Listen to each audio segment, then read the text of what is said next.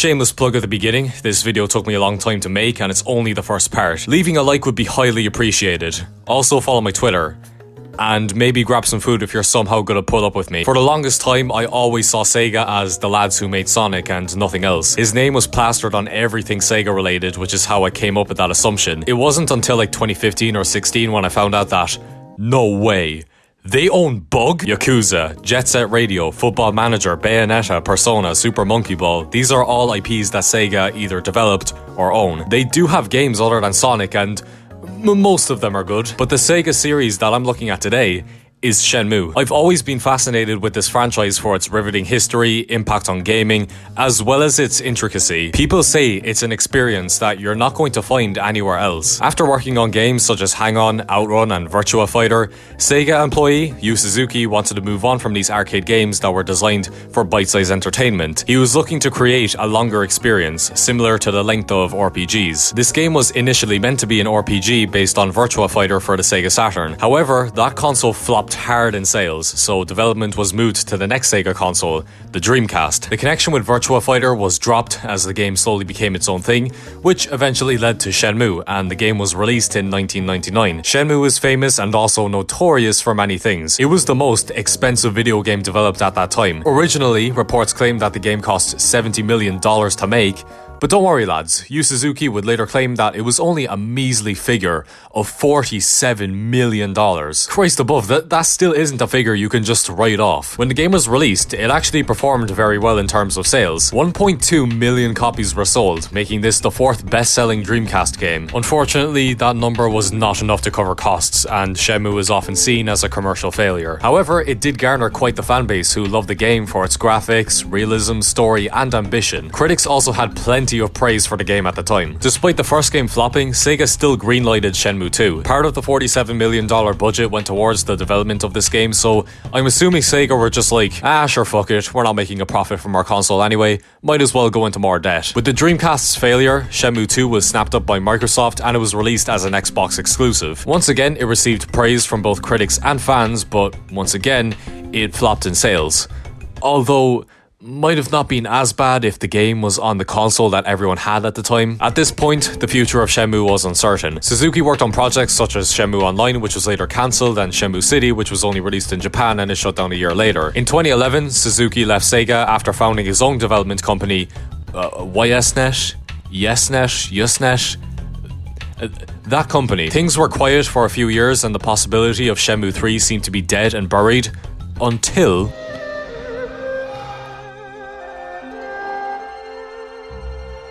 Suzuki popped out of nowhere with a Shenmue 3 reveal trailer and said, "What's going on lads? Give me all of your money so I can make this game." And everyone gave him their money. Sure, the reveal trailer was but the fans were buzzing. Suzuki was finally going to continue with his story 18 years later. Then it released, it sold fine, fans were divided, and critics had mixed opinions. It's often seen as the worst entry in the series so far. And here we are now. It's been a year and a bit since the release of Shenmue 3. After watching some retrospectives of people criticizing the series, I thought, yeah, I don't know why either. I just really wanted to play Shenmue. I can't give you a good explanation. However, just like I said in my Jump Force review, Shenmue 1 and 2 spent a considerable amount of time in the backlog. It's a bad habit I have. But after buying Shenmue 3 from the Epic Game Store while it was on sale, one of my New Year's resolutions was to sit down and play the Shenmue series. And also to make a video on it. Yeah, while I can't guarantee anything, I want to provide some insight on what Shenmue is like for someone who never grew up with the series and was only made aware of it in recent times. Now, you might also be wondering about the part 1 in the title. Yeah, this will be split into 2 parts. It was initially meant to be one video, but Shenmue 3, that deserves its own video. Anyways, I've waffled on for an unreasonable amount of time, so let's start off with the game that started it all, Shenmue.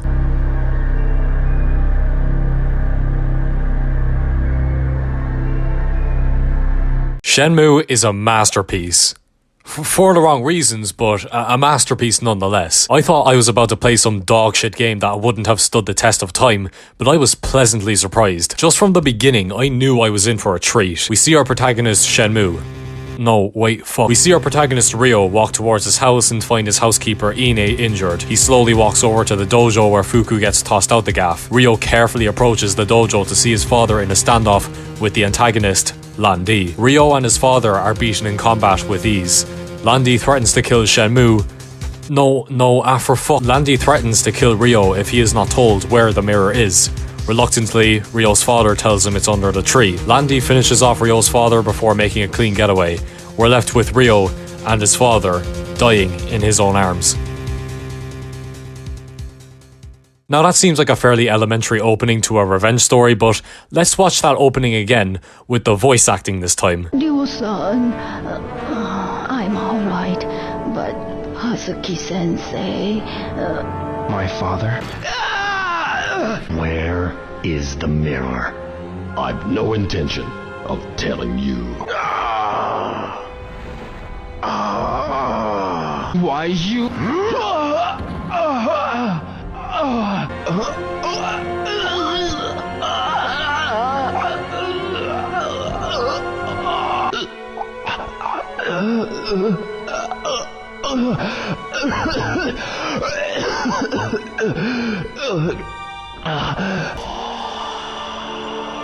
No. Father! No! You know, for its time, this voice acting is very good. This is why I knew I was in for a treat. But we'll talk about the voice acting in a bit. To describe what type of game Shenmue is poses quite the problem. It takes elements from a lot of genres, but never truly falls under one category. It's an open world game, a role-playing game, a walking simulator, and a brawler. It's so unique that the developers made a new genre to define the game called Free, or F-R-E-E. However, that's a bit complex, so I think I'll just label the game as a psychological horror. I actually thought the story was pretty good, even if not a whole lot happened. It's just about Ryo wanting to avenge his dad, so he goes out to investigate and hunt down Lan-Di. I just like the world opening up as you progressed with the story. You start off questioning people in Yamanose and Sakuragaoka, then moving on to the busy town of Dobuita, and finally the new Yokosuka Harbor District. I definitely did not pronounce any of those locations correctly. To any Japanese person watching, I am so sorry. It was interesting to see Ryo investigate and learn about the sailors, Lan-Di's whereabouts, Master Chen, and the Mad Angels. Like I said, not a whole lot happens, but with every new piece of information collected, I became more and more invested in the plot. One thing I really like is how you don't encounter Lan-Di once after the opening. You don't even meet an important member of his group. The developers are savoring that moment for when you finally run into Lan-Di. They want you to relish that moment. So I like how they're building up Ryo and making him take on the small fries first, instead of him just leaping into this huge battle after a couple of fights. It feels like a realistic and grounded story. Other than Dobby from Lord of the Rings being here, Shenmue's story is a lot more authentic in comparison to what was being released at the time. My only real issue with the story is the very slow pacing. This is a 15-hour game and it should really be 5 with a plot this thin. I also don't think Ryo is that great of a character. I don't hate him, but his rash decision making and recklessness annoys me. He's constantly told not to take on Lan-Di, yet he still wants to take on Lan-Di. Does this fiend have a death wish or what? The fact that he thinks characters like Charlie and Terry can find Lan-Di for him hurts my brain. And I get it. He's young, he's impatient, he seeks vengeance, and he's still a bit immature. But his ignorance could rival India.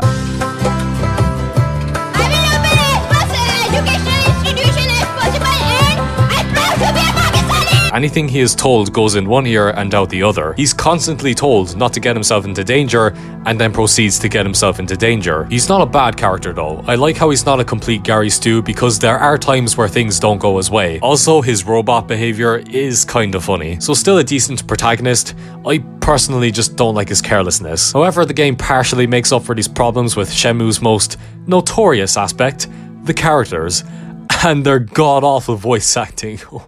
Oh my god.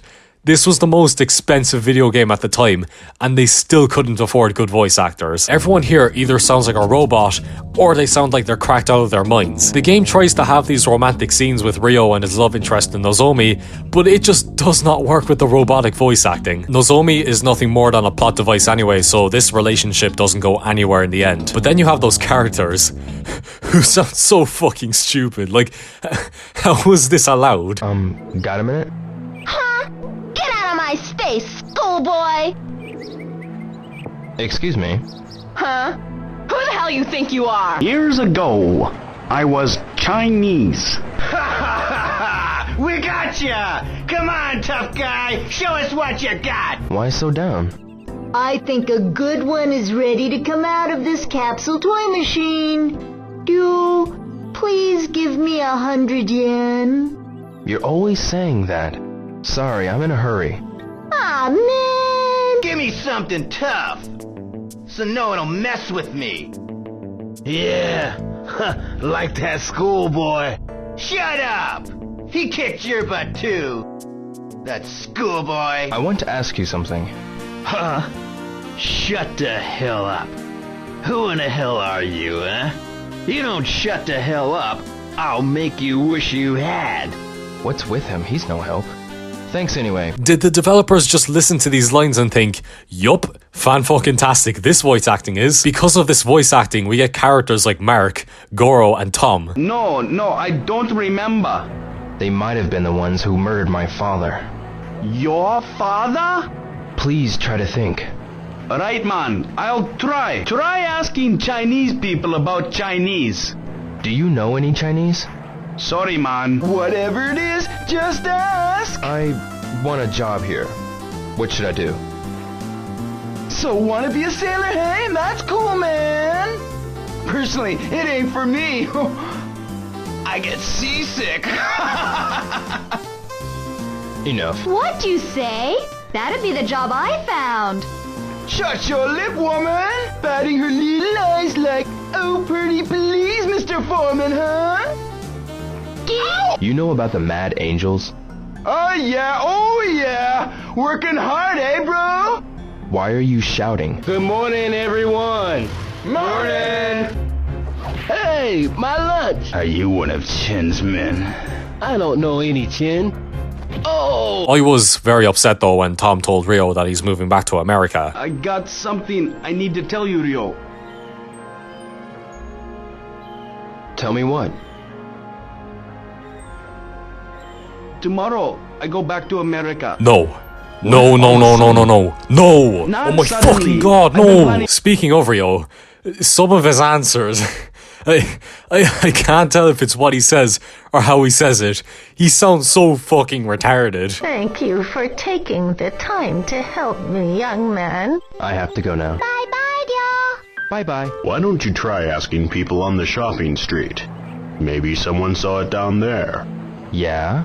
Hey, cut it out. Hazuki! Yeah? So what? And I think that is why the terrible voice acting makes Shenmue a masterpiece. Interacting with NPCs has never been so entertaining. So Shenmue's story is fairly good. It's like a first chapter to something bigger. It lays the groundwork for what is to come with Ryo, his goal, and Lan-Di. So let's talk about gameplay. Unfortunately, Shenmue's gameplay for the most part is mundane. See, one of the things that made Shenmue so impressive at the time was its day and night system. You would have a whole day with tasks at certain times. In theory it sounds great, but in practice, it's shit. Most of the time you're just standing around waiting for the next thing to happen. Well, is there anything to do in the game to kill time? So another thing that made Shenmue impressive for its time was the interactivity. You can talk to every NPC, buy drinks, play arcade games, buy toy capsules, open every drawer, pet cats, but they're all uninteresting after a few minutes. I wouldn't mind waiting ages for my task of the day if there was other stuff to do, but what's offered is so dull. I would just go on my phone and wait until I could do my objective. It would have been really nice if they had an option to skip a certain number of hours here, and Sega had the perfect opportunity to implement that in the Steam re-release, but nope, you have to stare at a wall for hours for the plot to move. A good example of this tedious waiting game would be the tattoo parlor, but Donkey already used that, so I'll use the travel agency instead. Basically, my task was to go to the travel agency and get a boat ticket to Hong Kong. So I boot down to the travel agency and they say they don't do boats, go to the other agency. So I trek over to the other agency and they say, okay, wait 4 hours for your ticket to process. So now I have to wait 4 in-game hours for my ticket. Great stuff. After 4 hours, I go to the agency and they say, Yes, sir. I'll call you first thing tomorrow. so now I have to kill more time because you can't go to bed until 8, go to bed at 8, wake up, wait until it's noon, and I don't even get my ticket to Hong Kong. What the fuck? That was a complete waste of time. That's the kind of shit you have to deal with throughout the entire game. The controls are dated as well. It's irritating when you're trying to line yourself up with the object you're trying to interact with, and the controls fighting you every step of the way. I fucked up on the stealth mission so many times because of the tank controls. Sega really should have done what Capcom did with Resident Evil and update the controls with their re-release for a more modern feel. Moving on to the parts that I liked, there's the investigating, which is just asking a bunch of people questions and waiting for one of them to give you useful information. Yeah, it sounds boring, but I'm a huge fan of Ace Attorney, so I kinda like the investigating and that rewarding feeling of learning something new. There's also something about walking around this world. It's fairly small, and I got that cozy or homey feeling like I was walking around my own town. It's an intriguing setting, and I do like walking around these places even if there's not a whole lot to do. It's a good representation of a Japanese town and its culture. But that's all I'm gonna say because I don't want to sound like a weeaboo. Another part of Shenmue's gameplay is the fighting. It's clunky, but it's still really fun and never reaches the level of frustrating. You have your punch, kick, grab and block buttons, and you have a wide range of combos to pull off. I will say though, because of the clunkiness, combos are hard to pull off. Like, your timing has to be very precise, so I would have moments like this.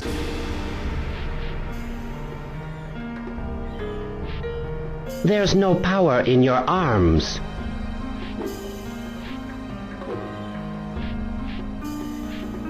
There's no power in your arms. Shut up! Shut up, please! Shut up, please!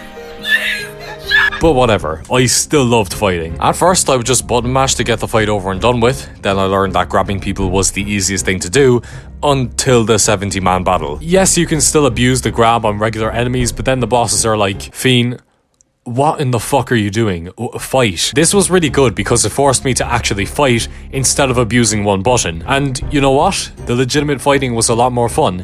It felt good to beat the buff sailor. Same with when you had to fight Smeagol from Harry Potter. I got my ass whooped the first couple of times, and for a second, I thought I was about to suffer another Prometheus fight. But then I swept the floor with him on my third try, so it was grand. So yeah, I really liked the fighting, even if it's a clunkfest at times. Shenmue also introduced a new method of gameplay, known as QuickTime events. You either like or don't like them, and I think they're grand. They're used well here and keep you on your toes to make sure you're not ignoring the story. For better or worse, Shenmue invented this type of gameplay, and it's still seen to this day. Honestly, I kinda like QTE, so I appreciate Shenmue for introducing this style of gameplay. There was also this motorcycle section.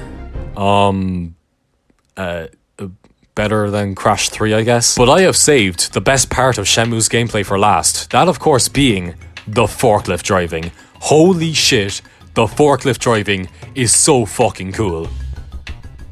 No, you think I'm joking, but I am being 100% serious right now. First of all, you start off every day of work with a forklift race that is basically on par with Forza and Gran Turismo. The only difference being that those other two don't have forklifts, which is why those games suck enormous orangutan balls. The Chad Shenmue has forklifts, and forklifts only. After the most exciting race of your life, you move on to your task of moving cargo. There's something so relaxing about moving cargo and driving around the harbour. It really clears the mind. The forklift's controls were really good as well. It was easy to drive and pick up boxes. The fact that a Dreamcast game has better driving than every Ubisoft game really says something. I actually enjoyed the forklift driving so much that I got a little annoyed whenever I ran into the Mad Angels. Like, fuck off, I just want to drive my forklift. Unfortunately, the forklift driving doesn't last very long. I'm sorry, but I'm gonna have to ask you to resign. No. You already took Tom from me. You're not taking my fucking forklift driving. No. Oh, this is fucking bullshit. Not 0 out of 10, this game is shit. But nevertheless, I thoroughly enjoyed the forklift driving, and I have decided that my new dream job is to be a forklift driver. So overall, I think the gameplay is just about decent. A lot of it is waiting, which yes, is realistic, but like I said in my Cyberpunk video, I only like realism if it improves the game. And in Shenmue's case, it seriously hinders the gameplay at times. However, the kind of fascinating investigating, the exciting fighting, and the magnificent forklift driving managed to push Shenmue's gameplay from bad to adequate. Because while I had a lot of fun with some parts of Shenmue's gameplay, I really could have done without the standing around and waiting for something to happen. I think I should talk about how innovative Shenmue was for its time. Graphically, holy shit. For a game that came out in 1999, this is unbelievable. In the same year, there were games like Silent Hill, Super Smash Bros, Resident Evil 3 and Final Fantasy VIII, and they all look like shit in comparison to Shenmue. To be fair, Shenmue was a Dreamcast game which was technically next gen at the time, but still,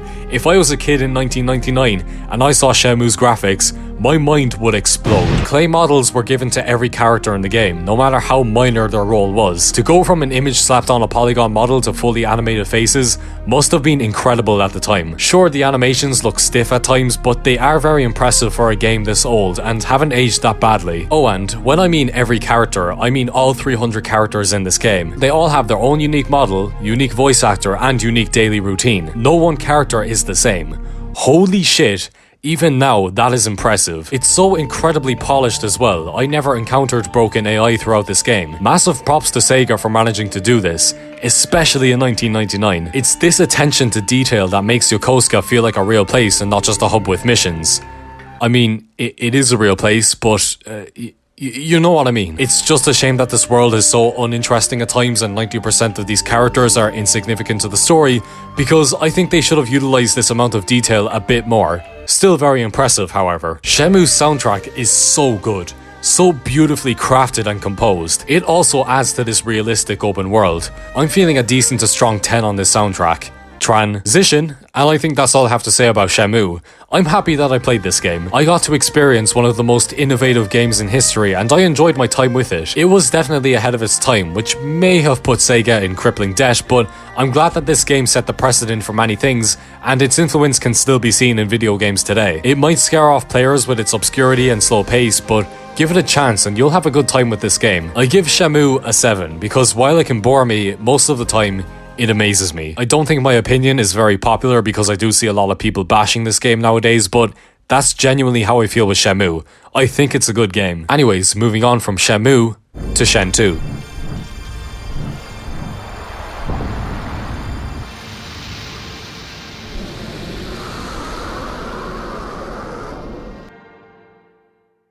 Most people would say Shenmue 1 and 2 are fairly equal in quality. Shen 2 improves in some ways and worsens in others, but overall I don't think I enjoyed this game as much as its predecessor. I guess we'll just dive right into this and see why. One thing Shen 2 massively improves upon is the story. A lot more happens here in comparison to Shenmue. This game's story is mainly about Ryo learning to be patient, improving upon his combat with Kung Fu, and finding Yuan the Zoo to learn why his father was killed, and also to learn the importance of the mirrors. On his journey, he meets characters like Joy, Wong, Shuying, and Ren. In my opinion, Ren is a great character, but the rest... Joy is kind of annoying. She's always harassing Ryo, and I can barely make out what they're saying because her music is too loud. That goes for you too, barging into people like that. You must be Japanese. Yes. Yeah, she finds you a place to stay, but after that, she's really insignificant to the plot and doesn't add anything. Wong is alright. He may have nabbed Ryo's bag at the start of the game, but he does help you at times after that. He's decent. Yeah, that's all I can say. Yeah, you're just going there to get killed. Do not worry, young one, for I have plot armor. Shuying is a bit shit. She helps Ryo to calm down a little and learn about the voodoo, but she's really bland and her terrible voice acting does not help her character. Looks like you're doing a good job. Keep it up, and tomorrow too. I'll think about it. Until then, concentrate on this task. She's just paper thin, even with this backstory. I'm glad she's only there in the Hong Kong section. But at least we have Ren, the best character in the Shenmue series so far. While characters like Tom and Goro are great because of their over-the-top voice acting, Ren is great because he's a likable and entertaining character. His voice actor is clearly trying without sounding completely stupid, and I think it works well. While Ryo is still a robot in Shen 2, he's at his best when he's interacting with Ren. I'm kind of upset he didn't follow Ryo to Guilin because I really liked him. Unless, when I say a lot more happens in this story, I genuinely mean it. There are 3 different sections in this story. It begins in Hong Kong, where Ryo traverses the large area to find Shuying, who is the only person that knows of Yuan the Zoo's whereabouts. She teaches him to remain calm and tells him not to go down a path of evil. However, she ultimately doesn't tell him where Zoo is because she thinks Ryo's quest for vengeance is reckless. Yes, once again, Ryo is called out for being retarded and he still chooses to ignore it. He finds Ren and they team up. Ren thinks there's money to be made with this quest. There isn't, but his heart is good enough to continue helping Ryo. They head off to Kowloon and you frequently engage in combat with the Yellowhead organization, led by Shrek. What is it with Shenmue and having movie characters as the antagonists? Anyways, after a lot of action and investigating, you manage to save Zu and learn about Lan Di and the mirrors. This is also the section where Ryo finally has an encounter with Lan Di. Nothing is said, just the both of them staring at each other as Lan Di flies off. It's a very powerful scene. Although the reasonable thing for Lan Di to do here would have been to knock out an already tired Ryo and nab the Phoenix Mirror. End of Shenmue. Once again, the story is building up Ryo. He's taking on bigger people but still isn't on par with Lan Di as he still makes errors. He improves upon his combat and patience a little. Bit by bit, he's getting stronger. So yes, the story in Shen 2 is a lot better than in Shenmue. There's more content, action, and excitement to keep you entertained. If Shenmue's story is David, then Shen 2's story is Goliath. But Goliath wins. It's a great story with one good character. But that all goes to shit in the third section. Wow, the Guilin part is bad and unnecessarily long. I get that it's meant to set up the next game, but they could have done it in the next game and in a way shorter time span. Basically, this part is meant to introduce Shenhua, the girl of Ryo's dreams. No, like, literally, she was in Ryo's dreams in the first game. After saving Shenhua from drowning herself, Ryo walks to Bailu village with her, as that's where he's heading anyway. God knows why, but the game decides to stretch this section out with tons of boring and pointless dialogue, quick-time events, and walking. The only good part of this section is when you're talking to Shenhua about Japan and those good old days when you drove a forklift and asked people where sailors hang out. Are all Japanese women so beautiful? I'm not sure. Oh, you're down bad. Caught in 4K, man. You're starving.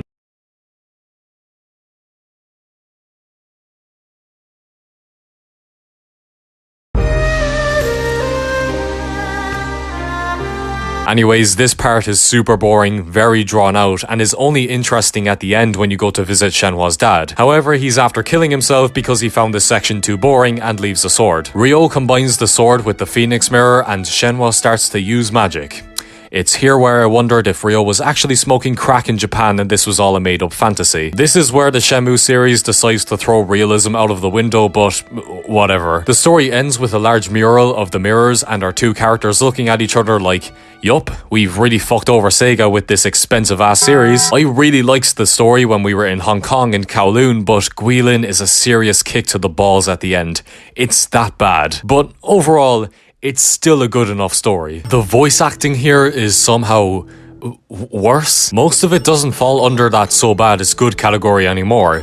It's just bad. Xu Ying is a prime example, as I said earlier, but people like Ryo and Shenhua are guilty as well. Obviously, you still have a few characters who still have incredibly over-the-top voice acting, but it's a lot less prevalent here. A massive shame because the voice acting in Shenmue was amazing and it's unbelievably dull here. In terms of gameplay, everything is basically the same here. You still investigate, walk, fight. There hasn't been any drastic changes, but I still have problems with parts of it. Since Shen 2 still has tanky controls, it remains annoying when I'm trying to line myself up with an object I want to interact with. Also, because of the controls, the stealth sections are still fucked, although not as bad as last time. I just messed up a few times here because it's so awkward to position Ryo in a safe spot. One thing that Shen 2 did introduce were trailing missions. They are boring. I might as well play Assassin's Creed if I want to be bored out of my mind. It isn't even a cool kind of stealth. You're literally just walking a few feet behind someone and hoping you don't get too close. Also, these QuickTime events. I didn't even see what buttons I was meant to press. And they give you no time to react. You have to press those buttons the second you see them. I messed up on these so many times. I hope to never see them again. They're going to be in the third game, aren't they? Did Shen 2 fix anything? Yes, actually, they finally added a feature where you can skip time to get on with the story. This is so handy when I have nothing to do or when I want to continue with the plot. It's incredibly convenient and saves many hours of staring at a wall. This fixes a huge problem that I had with Shenmue, though I wish this feature was also in the first game as well. So, because of this feature, you would think Shen 2 is no longer tedious at times, right? I wish. I'm assuming that when the developers allowed the player to skip time, they were like, oh shit, now the player will have fun throughout the entire game. We can't be having that now. And so, they added this shit. If you want to see him, bring $500. Are you fucking serious? And that leads to yet another problem with this game. How do you make money? You can gamble, which leads to you losing every time. You can arm wrestle, which leads to you losing every time. Or you can do crate lifting, which makes me want to kill myself. I did the crate lifting as it's guaranteed money, but oh my fucking god, it is so bad. Here! Left! Left!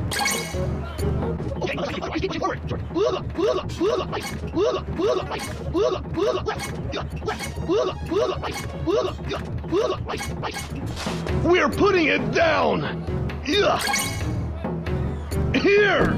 Okay, now do that 50 more times so you can get on with the story. But don't worry, after that you don't have to— It costs $1,000 to get in. Alright, this game is taking the piss now. So now I have to do the crate lifting about 100 times just so I have enough money to get my ass kicked.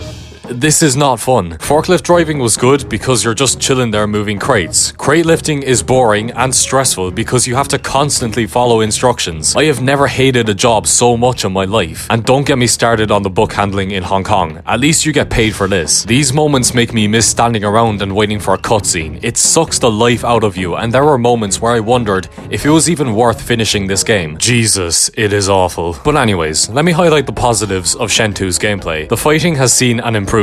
You can't always button mash your way through fights. There are times where you'll have to dodge or use a combo to win. Most fights are doable, except for Greg. Fucking Greg. This fight is beyond relief. Greg will kick your ass over and over. And just when you think you'll win, nope. Thrown out of the ring. He makes every other fight a joke in comparison. He's that hard. This random spike in difficulty is something I'd expect in Dark Souls, not Shenmue. Some of these fights are underwhelming though. I thought this girl would be tough. Nope. I thought Bird Woman— Wait, she's a man? I thought that this pronoun would be tough. Nope. But Shrek is easily the biggest joke of a boss here. Dobby from the first game made a good final boss as he was incredibly tough. Shrek is just dodge and punch. I'd expect that from a beginning boss, not a final one. Still took me 3 tries to beat him because I kept messing up with these quick time events. I don't understand. Wouldn't it have been better if Shrek had Greg's moves while Greg had Shrek's moves? Honestly, Greg ruins the difficulty of the fights. He's that hard in comparison to anyone you fight after him. But overall, the fighting is still fun and not as clunky. It's still satisfying to take out someone in a fight. The open world here is huge compared to Shenmue. There's way more stuff to explore and do here. Hong Kong's size may be overwhelming at first, but after buying maps, it's easy to traverse. Although Shen 2 is the same graphically, it's still amazing to walk through this huge area. While Shenmue has that cozy feeling of being in your own little town, Shen 2 is that feeling of wonder and anticipation as you walk around and discover these places. I think it captures that feeling of being a tourist very well. So yeah, this large environment is obviously an improvement over Shenmue, although Yokosuka still has its own charm and a lot less tedious to traverse, so it's a bit hard to say which open world is definitively better. They both have their own strengths and weaknesses. Was Shen 2 just as influential or innovative as its predecessor? No. Not at all. See, this is always the problem when you make a good game. When you do nearly the same thing again, it's not as impressive. The attention to detail and polished AI is still impressive, it's just not as imposing because I've come to expect that in a Shenmue game. It wasn't as amazing graphically for its time because other studios had caught up with Sega. Shen 2 initially released in 2001, a year where games like Halo, Metal Gear Solid 2 and Final Fantasy X were released. Shen 2 does not look as good as these games graphically. Funny how a lot changes in just 2 years. When the game finally came to North America in 2002, it must have looked pretty underwhelming to consumers at the time. Games like Resident Evil Remake came out this year, and it was clear the Shenmue series was down the pecking order when it came to graphical capability. So, is Shen 2 better than Shenmue? Yes, but mostly no. Shen 2 is better for the action and excitement, but it has really boring moments and a terrible third section of the story. but Shenmue is better for a more grounded and realistic story at the cost of less action and a lot of waiting. Overall, I think Shenmue is the better experience. Shen 2 just has too many issues that hinders the journey. Sure, the open world and story is better here, but what else does it have to offer? The Guilin section of the story is terrible, nearly all of the characters are bland and don't have funny voice acting to save them, trailing missions are ass, the last few fights are piss easy, and the game is even more tedious because of the amount of crate lifting you have to do just to move the plot. I love Shen 2's world and story, but these problems seriously keep it from being a good game. But I don't think this game falls under the bad game category, so I think I'm just gonna go right in the middle and give Shen 2 a 5. I really wish this game didn't have its moments of bullshit, because I think it could have been way better than Shenmue. And that's the end of part 1. Hopefully I can get part 2 out as soon as possible, but I am a lazy fucker, so it probably won't come out until 2024 if we're being optimistic. If you have made it this far into the video, thanks for watching. Remember to like, comment and subscribe if you haven't already. Let's try and fix this stat. Sorry lads, I know we're never getting this past like 10%. Actually, it would be a miracle if we got to 10%. This is my biggest project so far, and by showing your support, you will have my utmost gratitude. Anyways, I'll catch you in a bit, and subscribe.